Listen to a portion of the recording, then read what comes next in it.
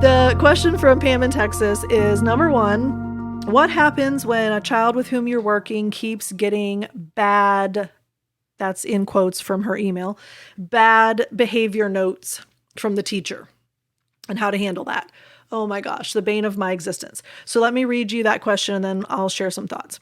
How do we support parents when they continue to receive teacher notes stating, quote, bad behaviors from their child's teacher who does not see the need for or benefit of CCPT techniques, use of the 4 pillars, et cetera, to support the child? So let me pause right there and say, based on Pam's description there, I suspect it's already been offered. Hey, it would probably be really helpful if in the classroom you do blah, blah, blah, right? X, Y, Z. And it seems as though the teacher is not interested in the least. So I feel like that was a noteworthy piece of this. The parent and I both feel that the child is continuously being punished instead of using these moments as a teaching tool. The teacher seems to believe that the Band-Aid discipline is the way to go rather than teaching the child for long-term success. Thank goodness the child's parents are on board with CCPT. Yes, thank God for that. I love it when parents are on board and doing the best they can to support their child. Any ideas, suggestions, or guidance as to how to move forward with this challenge would be appreciated. All right, so number one, and I think, Pam, you've probably already done it, but number one, in a scenario like that, we let the parent know that we are happy to discuss everything that's going on with the teacher. So this is not us reaching out to the school. This is not us reaching out to the teacher as like a cold solicitation, because that rarely, if ever, goes well. Parent is the liaison. So we let the parent know we are happy to discuss anything with the teacher, and we would be happy for them to email introduce us or to put us in contact with each other. There are still times when a teacher has no desire to do this, even when the parent tries to act as the go-between. However, it's very important that we offer. And here's what we want to do in that scenario. And we actually have talked about this in the collective as well as the coaching program. We want to make sure that we are offering support and we are offering to help, not that we're coming in and telling the teacher how to do classroom management. And trust me, it is hard because teachers are not trained in what we are trained in. We're not trained in curriculum planning, right? We went to grad school and we didn't learn how to lesson plan for math or science, okay? So likewise, they didn't learn child development. They didn't learn mental health information from a child perspective.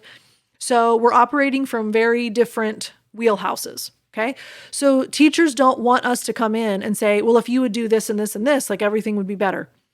They're not coming in telling us how to do our jobs. We should not either. So the approach has to be very gentle, very supportive, very helpful, and just offering, I'm wondering what I might do to support you. I'm wondering what you need from me. I'm wondering how we could collaborate to better help this child, right? So that is a very intentional approach that we need to use in a scenario like that. Okay, next consideration. When we see that the child continues to have issues at school and we see resolution of these issues in all other environments, which Pam didn't say that, but I'm just throwing this out there because I suspect that this might be more severe at school than it is elsewhere.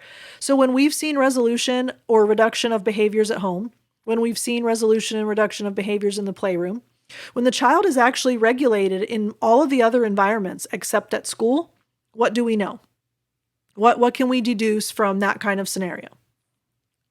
I'm sure you all just yelled at your at your speaker. It is that the child has a relational dynamic issue at school. So there is an environmental struggle isolated to school, which likely means it's a relationship-based issue. So the child doesn't feel understood by the teacher. The child doesn't feel accepted by the teacher. The child doesn't feel that they can trust the teacher.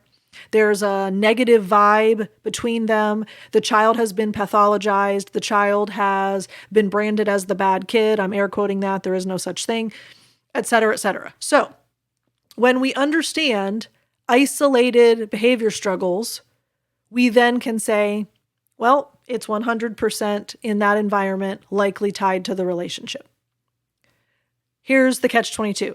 No teacher wants us to say, Well, we've pretty much decided that you are the single-handed root cause of all of this child's problems because this child is lovely everywhere else. Okay, that's really not going to go over well. But what we can say is we've seen evidence that this child is capable of self-control and self-regulation in all of the other environments. For some reason, it hasn't carried over to school yet, so let's troubleshoot this. At school, at home, we've seen resolution. In the playroom, we've seen resolution. At karate, we've seen resolution. We see evidence that the child is capable of self-control and self-regulation and appropriate behavior. So the fact that it hasn't been demonstrated at school yet, there's a reason. Let's figure it out.